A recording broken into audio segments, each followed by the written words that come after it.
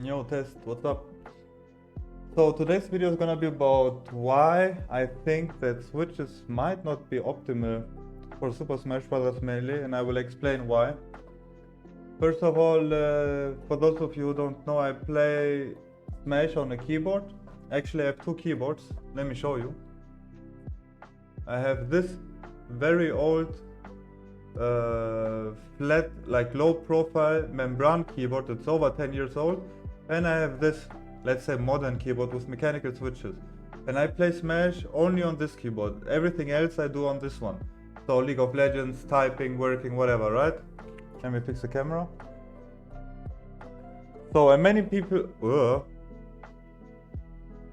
people ask me why I'm not playing Melee on the modern keyboard. And I have found out, I think, an issue that almost no one is aware of, and I would like to explain it to you guys if you're interested in switches and digital controller and all that. So stay tuned. Like, this is for you, the video. If you don't care about that video at all, that might still be interesting for you. So many people struggle to short hop consistently on their box style controller. It doesn't matter if it's frame 1 box, frame 1 heavy, or whatever, let's say digital controller which uses mechanical switches. So in order to figure out the issue, we have first of all to look at how short hop or full hop works. So I control Fox now with my modern keyboard with mechanical switches. And if I try to short hop, you see that I can barely get it. So why is that? If I play with the membran keyboard, let me show you. I can, let's say, short hop, full hop. It's still difficult, but I can get more short hops than with the other one, right? So let's look at short hopping. Now Fox is the example with 3-frame jump squat. If I short hop for 1 frame, I press jump for 1 frame, I will short hop. If I press jump for 2 frames, I will short hop. If I press jump for more than 2 frames, it will result in a full hop. And this is the whole issue basically. Let me show you guys. So I have paint here with 2 boxes. One has, let's say, where's my Epic pen? Alright, let's say this is a mechanical switch, right? I'm just gonna draw it like this. The other one is the membran keyboard, which has that rubber-ish material. So on the membran keyboard, you have that magnetic spot at the top of the membran of the rubber-ish material, and at the bottom the sensor. So it's, first of all, we know exactly where the input is. If I press the key down on a low profile, I have the low profile keyboard. Whenever this magnet, the black magnet thing, touches the bottom, I have my input exactly at the bottom. And as soon as they start, so I have my input here, and as soon as they stop touching, I have a release point. So it's very easy to have my input inputted for a short amount of time and get consistent with it. So let's say a mechanical switch. We will take as this is just an example. I don't want to talk bad about the frame one. It's about how Melee works and short hop, full hop, and switches. So we have these switches. 1 millimeter actuation distance. This is whatever, right? We don't care how hard it is to press the switch. So I think the switches are these one. Actuation travel is, you can not see it that very well, but 1.1 millimeter. Total travel 4 millimeters. This is what we care about. So that means that if you use these switches for your digital controller, after you travel 1 millimeter, you have your actuation point. So it's very fast. As soon as you start to press down the key, after 1 millimeter, you already have your actuation point. Your X or Y or jump button, let's say, for example. And why is short hopping so difficult with a mechanical switch like this, for example? It's because you have your input here, but you still travel down all the way to the bottom, which should be like 3 millimeters. You release the key, and the key travels another 3 millimeters up, and then you have your release point. So you have like 6 millimeters unnecessary travel distance. And while you travel all the way down and all the way up, your X or Y, your jump input is inputted for all this amount of time or frames. This is why it's very, very difficult to short hop with a mechanical switch. No one was really able to explain it to me. In fact, when I asked some people to recommend switches for me, they even recommended me faster switches. I had the Kale 8-speed Silver, which are so fast and so light. I only put my fingers on the keys and they're so sensitive that I already had inputs. And with these switches I couldn't play Melee at all. This is why I started to understand that the faster the switches, somehow the worse Melee feels, the more impossible it gets to play the game. And this is because if the input is, well, they consider that the fast switch means that the input, the activation point is at a very high, so it's very fast. Yeah, fast is not always good because you need a precise input for Melee. You want to know exactly where your input is and where your release point is.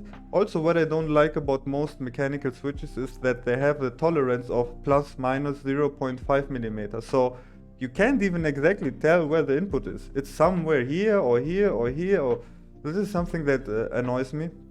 It's really relevant for Melee, for the Melee mechanics, how, for example, short hop or full hop works, because the amount of time that you have something inputted matters. And I was trying to find switches that have similar curve, like bottom input and directly release to the membrane mechanism, but there aren't really switches. There's only a thing that some people sent me, and I'm gonna show you. Where do I have it? Let me see real quick. So we have let me show you. It looks like this. For example, this is a keyboard called Steel Series Apex Pro. Costs, oh, here, 229 euros. Very, very expensive, right? Let me clear my little art. So, what is interesting about that keyboard? It's this one.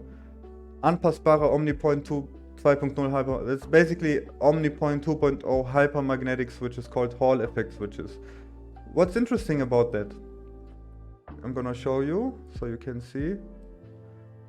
So what's interesting about these switches is that you can set your activation point and your reset point wherever you want.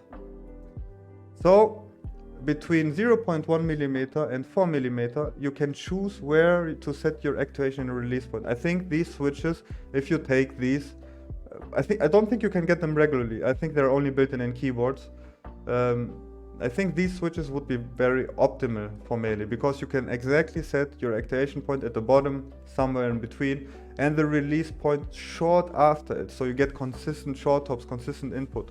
Also, what's interesting is you could set the activation point very high, so very fast, on your shield button, because when you get attacked and you want to protect yourself and you want to shield as fast as possible, you would set the shield input to come very fast, so very high activation point. And for things like jump or whatever, you would set it or in a way that you get consistent short hops. Also, I think that these Hall effect switches sort of can provide for analog mechanism. Basically, that would be interesting to set that on the arrow keys.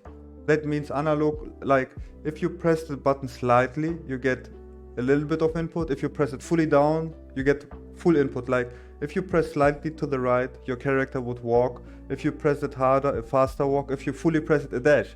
It would be really, really interesting to actually see that in a box style controller. I think that would be very cool to test it out. And yeah, this is just informative video. I don't want to talk bad about any box style controller, but I think when we talk about something being optimal, this would more go into the direction of being optimal compared to just a switch where you have unnecessary 6 millimeters of travel.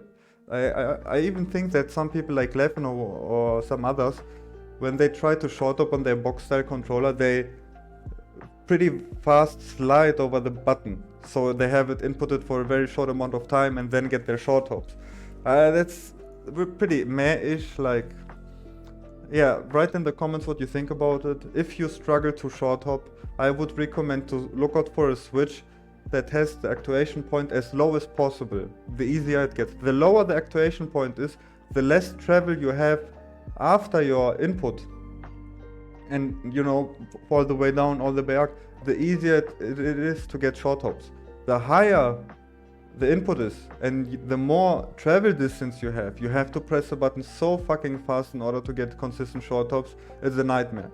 So write in the comments what you feel about box style controllers. Write in the comments what you think about the new upcoming nerfs that might be coming to the box style controllers. And for those of you who don't know, I play with a membran one. I play without modifiers. I don't use any specific angles and all that. I have quite a few videos on that. If you have questions about Falcon Digital, hit me up, because in the end it doesn't matter if it's a keyboard, if it's a frame one, if it's a box.